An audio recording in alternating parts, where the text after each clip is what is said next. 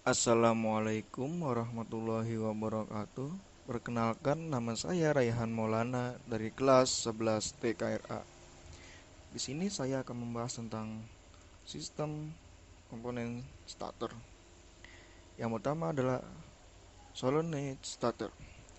Komponen pertama bisa Anda lihat pada bagian yang berbentuk seperti tabung di atas motor utama.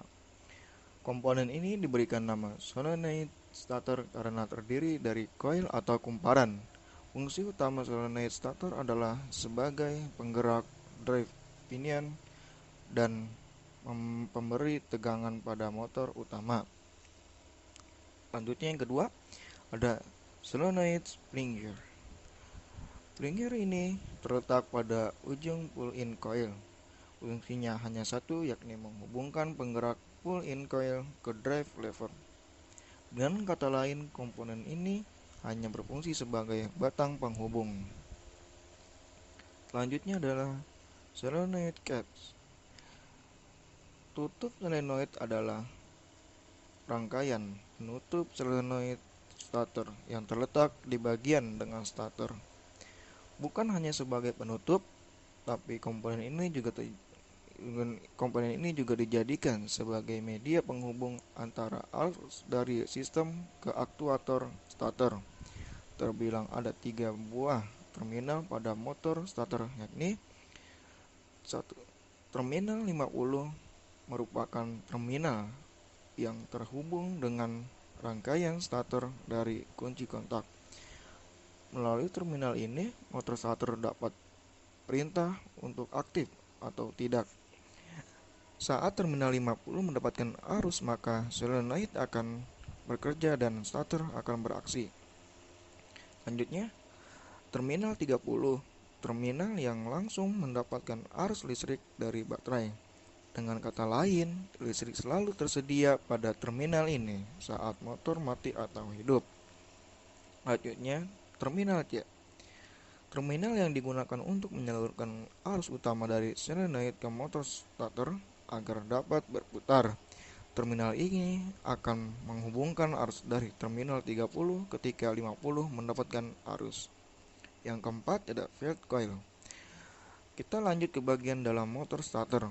Di sini ada banyak komponen yang bisa Anda temukan. Pertama, Anda bisa menemukan field coil. Apa itu field coil? Field coil adalah serangkaian magnetic coil yang digunakan untuk membangkitkan kemagnetan di sekitar rotor coil. Sesuai prinsip kerja motor listrik yang mengharuskan adanya medan magnet di sekitar rotor, komponen ini akan menyediakannya. Yang kelima, armature coil. Komponen selanjutnya pada motor listrik bisa disebut sebagai rotor coil atau kumparan yang terletak di sekitar poros motor. Fungsi utama dari armature coil ini juga sebagai pembangkit medan magnet yang akan direaksikan dengan kemagnetan field coil untuk terjadinya pergerakan. Yang keenam ada komutator. Komponen selanjutnya terletak di bagian depan armature coil, bentuk seperti plat tembaga yang saling tersegmentasi. Fungsi komutator adalah sebagai penghubung antara arus listrik dari brush menuju ke kumparan armature. Bentuk komutator yang tersegmentasi mencegah adanya hubungan singkat arus listrik karena dalam proses kerjanya komutator akan terhubung dengan arus positif dan negatif secara langsung. Yang ketujuh ada drive lever atau aktuator shaft. Kita kembali ke bagian dalam solenoid. Di sini ada komponen yang berbentuk garpu yang berfungsi untuk menggerakkan pinion gear. Drive lever bekerja dengan prinsip tuas yang akan membangkitkan pinion gear ketika ujung lainnya terdorong ke arah berlawanan. Siapa yang mendorong? Ini adalah fungsi dari pull-in coil melalui spring gear. Sementara ujung lainnya akan membuat pinion gear terdorong keluar dari terhubung dengan gigi flywheel. Yang ke-8 ada brush. Komponen berikut terletak di bagian main motor. Di sini ada rangkaian sikat yang dipakai untuk menghubungkan arus listrik dari statik konduktor dan dinamik konduktor.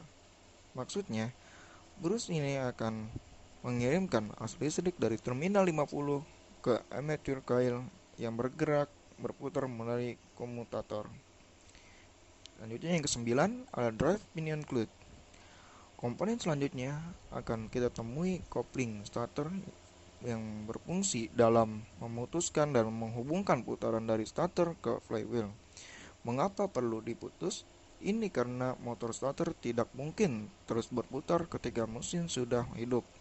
Sehingga pada kondisi normal, starter akan menghubungkan dan saat sistem starter dinyalakan, putaran starter akan terhubung dengan flywheel. Selanjutnya yang ke-10, drive pinion gear. Komponen selanjutnya berbentuk seperti roda gigi pada umumnya yang terletak di ujung drive pinion shaft. Fungsi pinion gear ini adalah untuk menghubungkan putaran yang dihasilkan motor listrik ke poros engkol mesin melalui flywheel. Selanjutnya yang ke-11, yang terakhir adalah motor housing. Part terakhir adalah housing yang berfungsi sebagai rumah pelindung dan sebagai tempat meletakkan berbagai komponen starter. Housing ini terbuat dari logam yang terdiri dari main housing yang berbentuk tabung, pinion housing sebagai pelindung roda gigi pinion, dan housing cap di depan main housing sebagai penutup rangkaian starter. Selanjutnya adalah kerusakannya. Yang pertama adalah dinamo starter mulai habis pada bagian karbon brus. Kedua, hal ini yang bisa menjadi alasan mengapa starter dinamo Anda tidak berfungsi atau rusak adalah karena habisnya karbon brus pada bagian dinamo starter. Tanda-tanda yang terjadinya jika dinamo starter mulai habis adalah putaran dinamo yang melemah dan muncullah suara-suara aneh saat di starter. Yang ketiga, jadi ketika Anda merasa ada masalah dengan dinamo starter, segera periksalah bagian karbon brusnya. Jika bagian tersebut tidak memungkinkan lagi, Anda harus menggantinya. Selanjutnya adalah pemeriksaan pengetesan armature. Yang pertama, pemeriksaan armature yang pertama adalah pemeriksaan hubungan singkat antara armature dengan massa.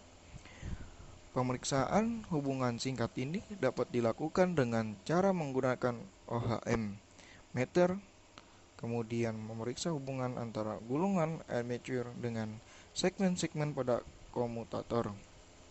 Yang kedua, pemeriksaan pada armature yang kedua adalah pemeriksaan hubungan antara segmen-segmen komutator.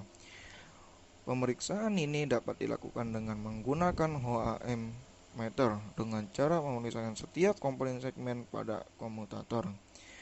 Segmen-segmen pada komutator harus saling menyambung. Jika terdapat segmen yang putus, maka perlu dilakukan perbaikan pergantian. Selanjutnya adalah perbaikan ganti brus atau starter torque. Yang pertama, langkah awalnya adalah buka cover bodi dengan bodi tengah dan sayap depan pakai obeng kembang. Dilanjutkan melepaskan dua baut pengikat MS di sebelah kiri. Di atas cover magnet pakai kunci T8 yang diteruskan melepas unit MS dari sisi kanan. Lalu lepas baut pengikat kabel positif atau merah putih yang menyambung ke starter pakai obeng kembang. Kemudian lepas dua baut pengikat rumah magnet starter pakai obeng plus. Setelah itu, copot brus yang sudah aus dengan cara melepas dua baut pengikat rumahnya dulu pakai obeng kembang. Yang kedua, setelah rumah brus lepas, copot brus pakai obeng plus.